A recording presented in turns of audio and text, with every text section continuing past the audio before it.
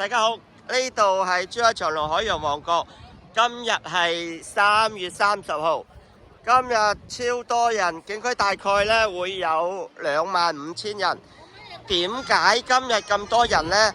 因為係一個好特別嘅日子啊！因為廣西3月3放假，所以呢幾日珠海長隆你入面見親啲呢，95%咧都係嚟自廣西噶。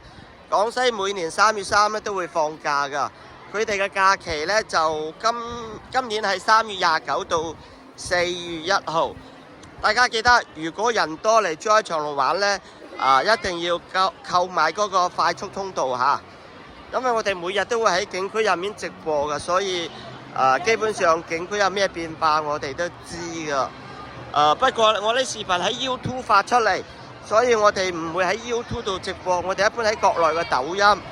大家如果嚟長隆玩有咩唔明白，可以留言俾我哋，或者加我微信都 OK。我哋日日都喺景區㗎嚇，揾我哋訂呢係會平好多㗎。你哋可以問下我哋嘅價錢，然後再上網去比較咯。唔同你哋講啦，我準備開直播啦，拜拜。